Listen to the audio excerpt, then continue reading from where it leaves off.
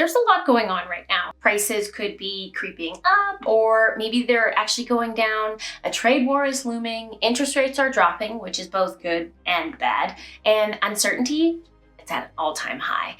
If you're considering a move this year, you're probably wondering what it all means. But here's the thing.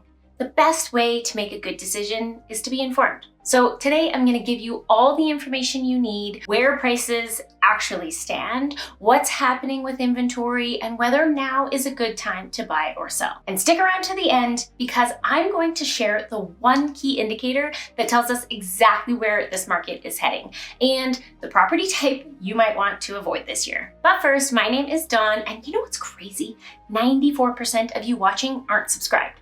If you could hit that like and subscribe button, it would really help me get my videos out there and grow this channel. In return, I will show up and make videos to help you navigate the real estate market. My goal this year is 1,000 subscribers, and your support means a lot. Let's start with sales, because this is where we can really see how the market is shifting. In January 2025, we saw 1,451 home sales in Calgary. That's down 12% from this time last year.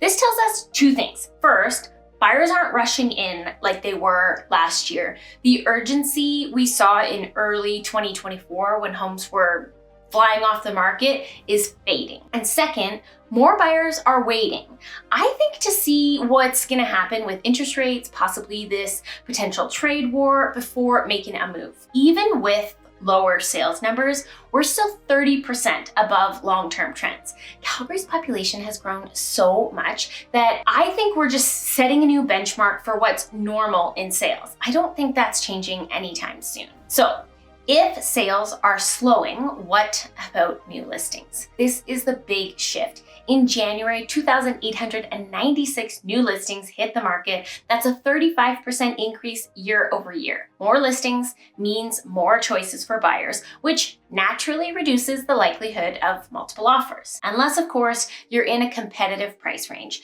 If your home is priced right, shows well, and falls within the most in-demand segment, you're still in luck. Buyers are still competing for well-presented homes, particularly in that 500,000 to 650,000 range for detached properties, where demand remains strong. For buyers in this price range, if you find a home you love, be ready to act fast. The difference now is bidding wars aren't as intense. You might still have to go over list in a competitive price range, but the amount buyers are overbidding has come down.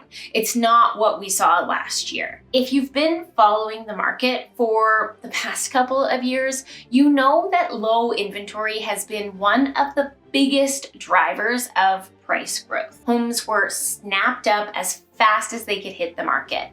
But now, that's starting to change. At 41 days, even our days on market has increased by 21% over last year. In January, the total number of homes for sale in Calgary jumped to 3,639, a nearly 69% increase compared to last year. That's a big jump.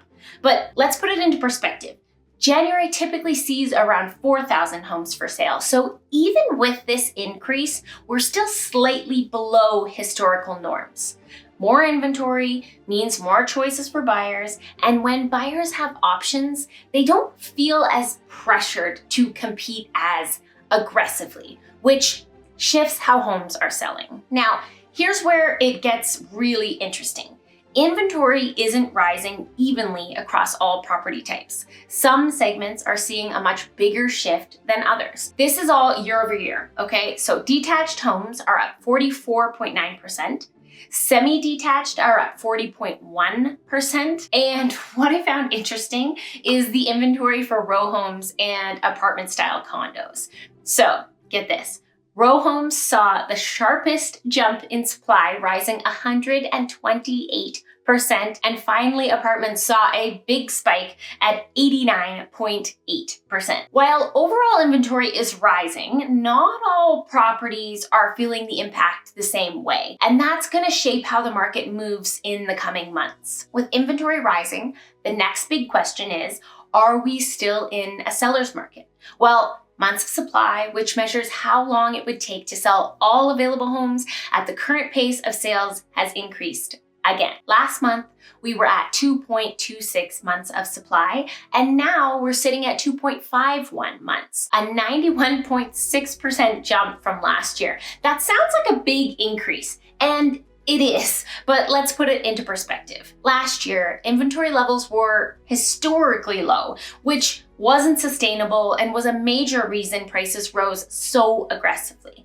This increase in supply is actually a healthy shift towards a more balanced market, giving, again, buyers more options and easing some of the pressure we've seen over the past couple of years. That said, we're not fully in a balanced market just yet, except for apartments. Apartments are the only segment that has officially transitioned into balanced territory thanks to a surge in inventory. All other property types are still technically in a seller's market though. Conditions are shifting and some segments like row homes are inching closer towards balance. If inventory keeps climbing at this pace, we could see more segments move towards true market equilibrium. But for now, sellers in most categories still have the upper hand. And if inventory keeps rising, that's when we could see prices start to soften. And speaking of prices, let's get into what's actually happening with them, because despite what you might be hearing, prices are pretty stable. There's a lot of talk about prices going up this spring, but is that really happening yet? Let's break it down using the actual data. The total residential benchmark price for January was $583,000. And in December, if you remember, it was $583,300. So that's not a surge, that's a $300 drop. Yes, prices are higher than last year. They're up 2.8% from January 2024, but month over month, we're seeing more of a plateau. Not all property types are following the same trend. For the past 2 years, detached homes have been the hottest commodity in Calgary, with demand driving prices up aggressively. However, as we moved through the latter half of 2024, we started to see month over month price declines, signaling potential slowdown in this segment. But now that trend is shifting. The benchmark price for detached homes in January 2025 was $750,800, up from $747,500 in December 2024. That's an increase of $3,300 in just 1 month, which tells us that demand for detached homes remains strong, even as inventory rises. This is significant because the last time we saw a month-over-month price increase in detached homes was back in July 2024. Since then, prices had been gradually declining each month until now. Year-over-year detached homes prices are up 7%, proving that this segment still holds strong value for sellers. And we're still seeing competition. In January, 32% of detached homes sold at or above list price. So does this early price growth signal a hot spring market ahead? Or are we just seeing a bounce off December, which is always a slower month? That's the real question. And will we see detached home prices peak in spring again this year, only to decline as we head into summer and fall? This is something I'll be keeping a close eye on. Now, remember when I mentioned the one key indicator that tells us where the market is headed? That's the percentage of homes selling at or above list price. Since May, that number steadily declined from 62% down to 22% in December. But now it's crept back up again to 28% in January. That number is for all homes sold across all segments.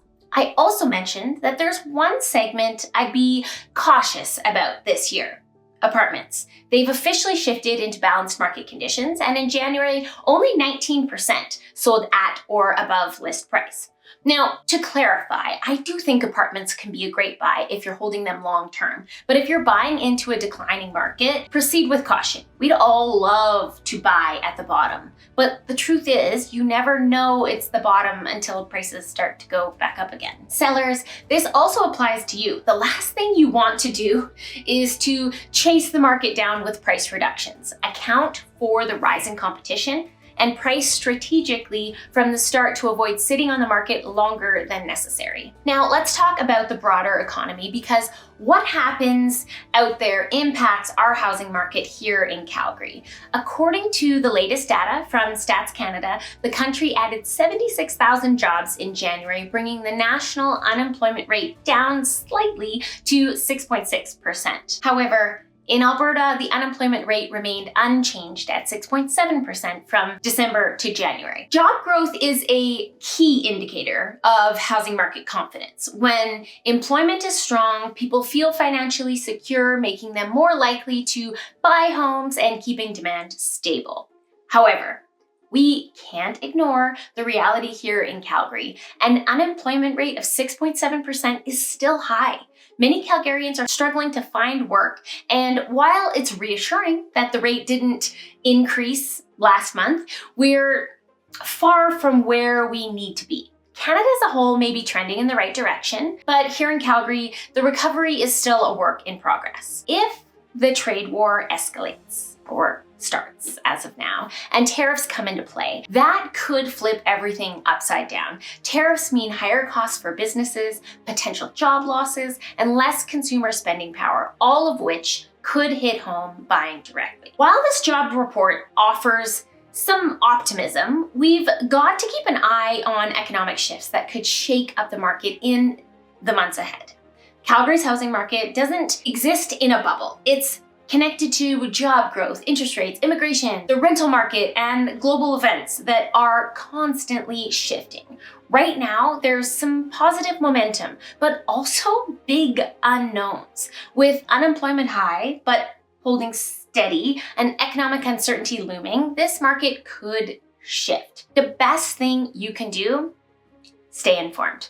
If you have any questions about the market, you can book a call with me in the link below. I'm getting closer to my 1,000 subscriber goal, and your support means a lot. Thanks for watching, and I'll see you soon.